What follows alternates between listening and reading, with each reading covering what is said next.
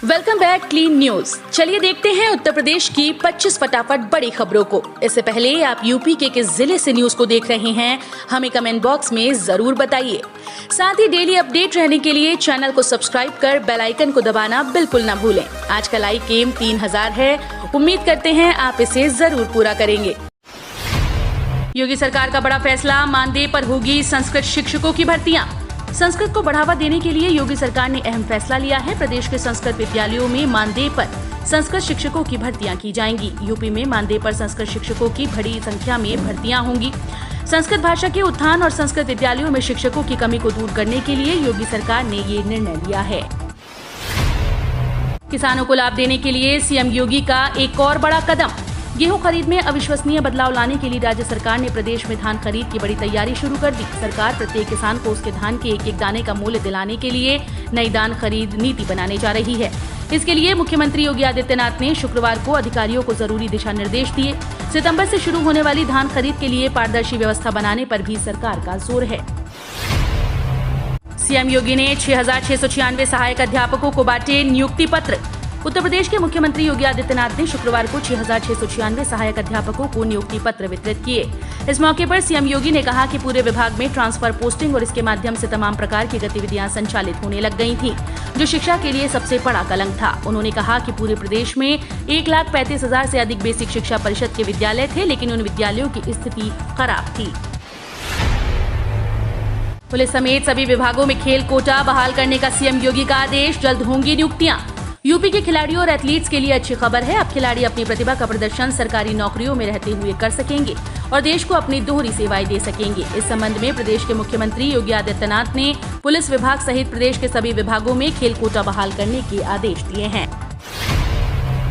Railway में बिना परीक्षा मिलेगी नौकरी। 7वें वेतन आयोग के तहत 2 लाख तक वेतन। रेलवे विभाग में युवाओं के लिए नौकरी पाने का सुनहरा मौका है। नर्दन रेलवे ने कई पदों पर भर्ती के लिए आवेदन आमंत्रित किए हैं। इस भर्ती प्रक्रिया के तहत चयन के लिए कोई लिखित परीक्षा नहीं ली जाएगी, बल्कि सीधे इंटरव्यू के जरिए चयन किया जाएगा। नार्दन रेलवे भर्ती के लिए जारी आधिकारिक नोटिफिकेशन के मुताबिक 27 और 28 जुलाई 2021 को वॉक इन इंटरव्यू होंगे। यूपी की 80,000 छात्राओं को जल्द मिलेगा 1,100 रुपए का स्टाइपेंड। अभिभावकों के खाते में जाएगा पैसा।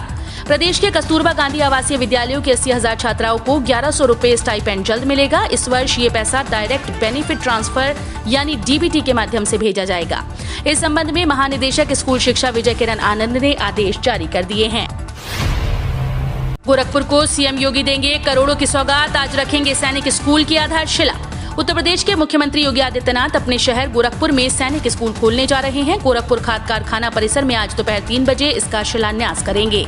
50 एकड़ एरिया में प्रस्तावित सैनिक स्कूल की बिल्डिंग के निर्माण में 154 करोड़ खर्च होंगे।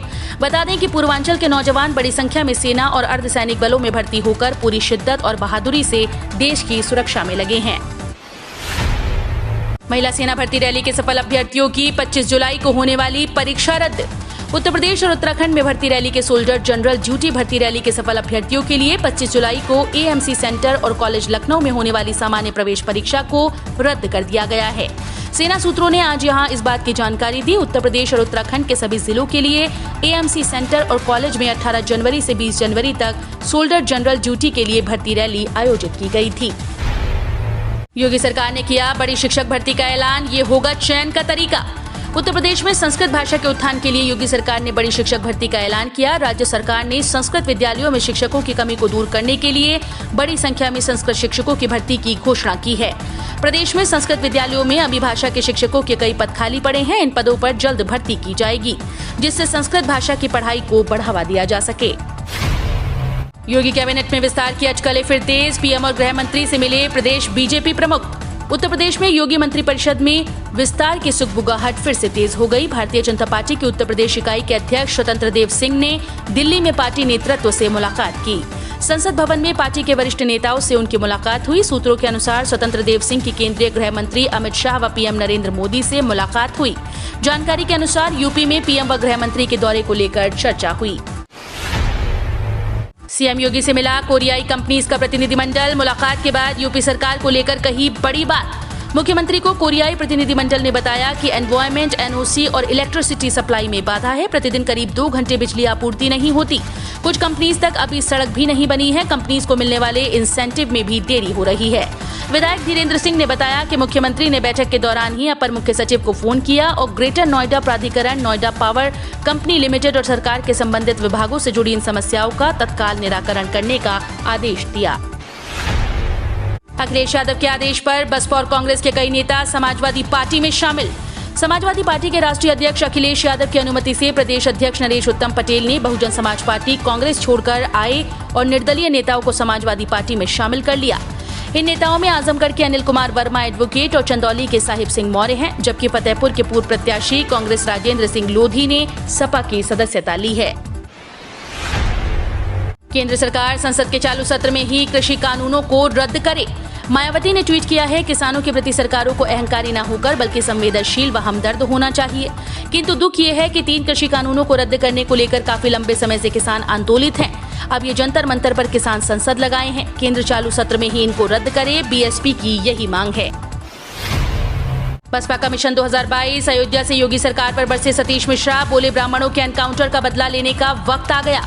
बहुजन समाज पार्टी ने मिशन 2022 के लिए एक बार फिर से 2007 के फॉर्मूले पर काम करना शुरू किया। इसी तहत बसपा ने ब्राह्मणों को एकजुट करना शुरू कर दिया। शुक्रवार को पार्टी के राष्ट्रीय महासचिव सतीश चंद्र मिश्रा ने अयोध्या से ब्राह्मण सम्मेलन के साथ अपने मिशन की शुरुआत की। उन्होंने यूपी में ब्राह्मणों के एनकाउंटर का मुद्दा जोर शोर से उठाया। यहाँ तक कह दिया कि अब वक्त आ गया है कि ब्राह्मणों के एनकाउंटर का बदला लिया जाए। सावन में काशी विश्वनाथ मंदिर में आरती और दर्शन पर महंगाई की मार, करीब 5 गुना तक बढ़ी टिकटों की कीमत। द्वादश ज्योतिर्लिंग श्री काशी विश्वनाथ मंदिर में सावन में मंगला आरती से लेकर सुगम दर्शन तक के लिए जेब ढीली करनी होगी। अगर सावन के सोमवार के दिन मंगला आरती में शामिल होना चाहते हैं तो आम दिनों की तुलना में करीब 5 गुना खर्च करना होगा।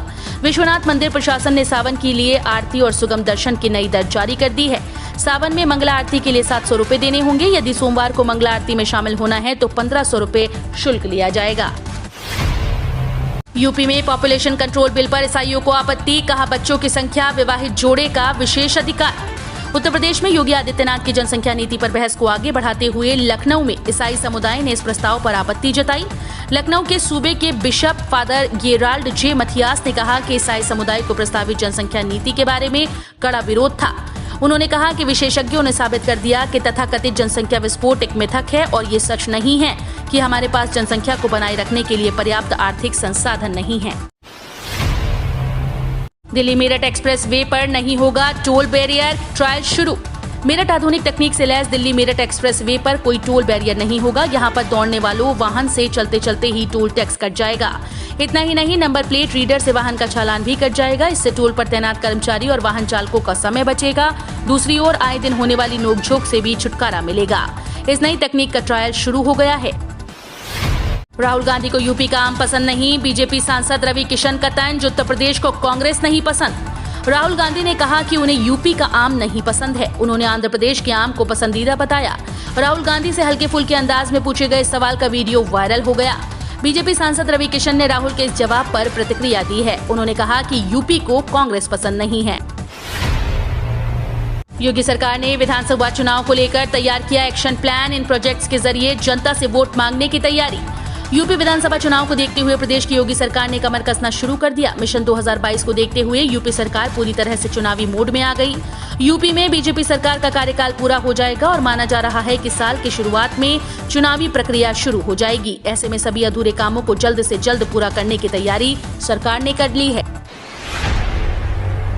सरसों तेल में अब नहीं हो सकेगी किसी दूसरे ऑयल की मिलावट।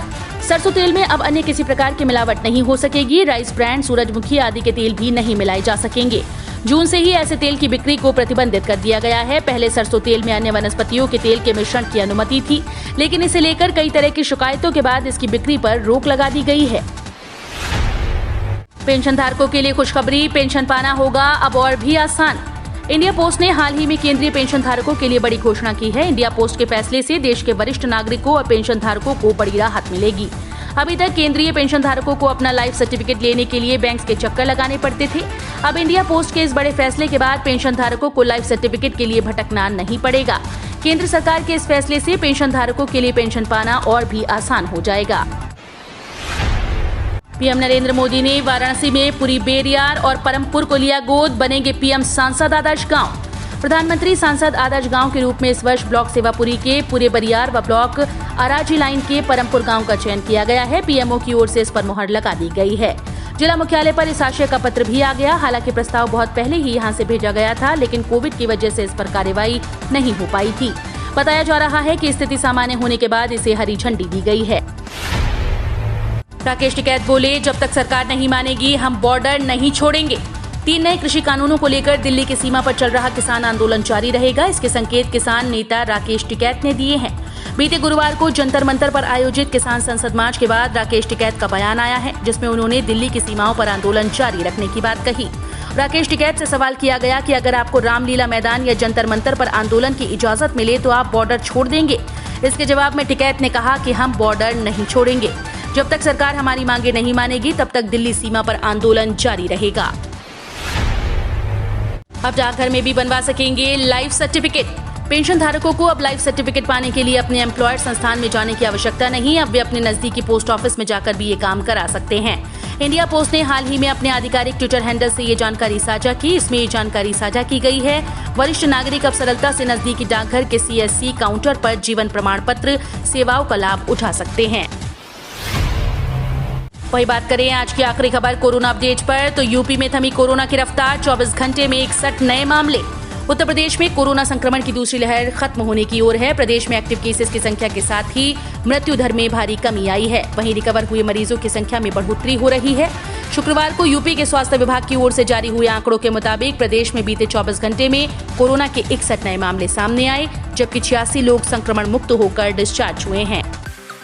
हम रोज ऐसे ही न्यूज लाते रहेंगे। यदि आपने अभी तक क्लीन न्यूज यूपी को सब्सक्राइब नहीं किया है तो फटाफट सब्सक्राइब कर लें। साथ ही बेल आइकन को प्रेस करना बिल्कुल ना भूलें ताकि लेटेस्ट अपडेट मिस ना हो।